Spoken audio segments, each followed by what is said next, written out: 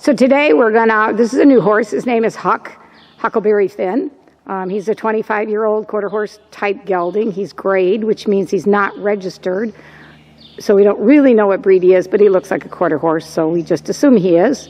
This is my rider, Kim, and she's going to help us learn how to do a sitting trot. So the first exercise we have my riders do is you're going to take your feet out of your stirrups, grab a hold of your horn, and then you're going to lean back on your back pockets. You're going to lift your knees up, right, left, just like that. And then you can go ahead and put your legs back down. And what this does, it teaches your hips and your back muscles to move with the motion of the horse's trot so that you won't bounce. Because bouncing is not only unpleasant for you, it is very unpleasant for the horse. So we're going to put our feet back in our stirrups here. And we're going to have Kim go out on the rail. You're going to track to your right. So you're going to turn left. And then she's going to turn around and come toward me, because that's tracking right. When your right hand's in the middle of the arena, then you are tracking right. And one of the things when you're riding in a group of horses is you both steer to the right, just like if you were driving a car, so that the horses don't run into each other, because they actually have a blind spot right in front of them and they can run into each other. So it's up to the riders to steer them away. So here Kim is going to go ahead and walk, but she's going to take her feet out of her stirrups, and we're going to go ahead and cut across the arena, and you're going to march your knees. So you're going to lean back and just march your knees, right, left. Good. And then once you feel like you've got your balance there, we're going to go ahead and trot.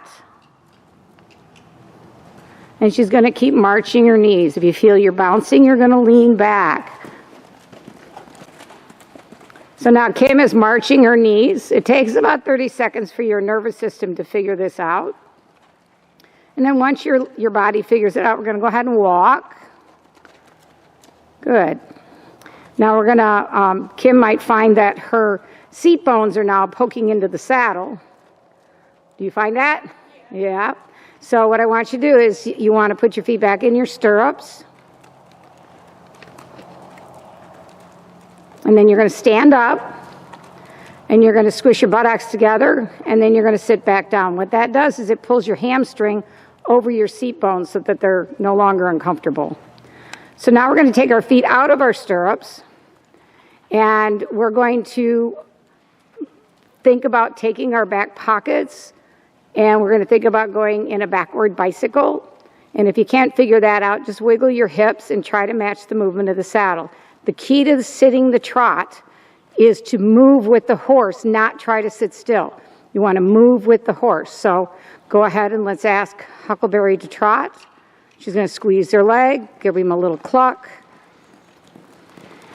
And now she's just going to move her hips and rock with the saddle. If you notice Huckleberry's rear, top of his hip, it goes up and down and up and down. And that, as it goes up and down, his muscles are tightening on his back. And so that's what you're rocking with. The right set of muscles tighten and lift, and then they relax, and while the left set of muscles in his back is lifting you up. That's what makes you bounce. So you want to just rock your hips with them. And Huckleberry has a fairly smooth trot, so he's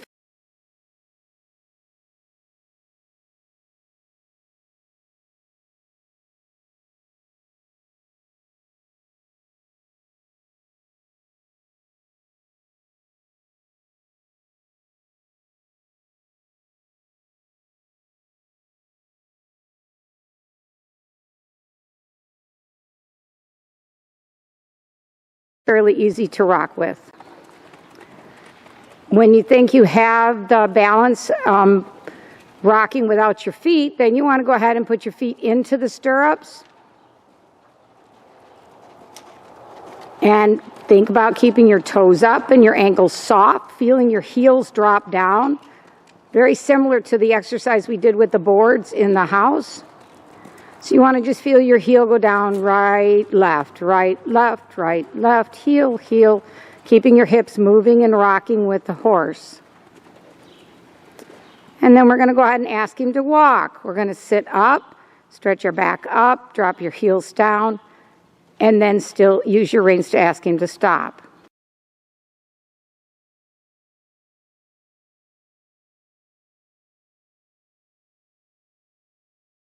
By the edge of the board. And only do this if your board allows you to do this. This one is.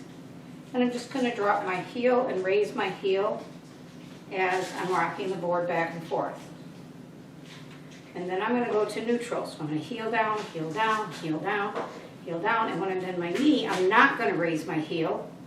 I'm going to keep my heel stretched down but in a neutral position even though I'm bending my knee. This is actually kind of tricky. And I'm going to go ahead and I'm hanging onto a chair to keep my balance because I'm really focusing on getting my ankles to do what I want them to do.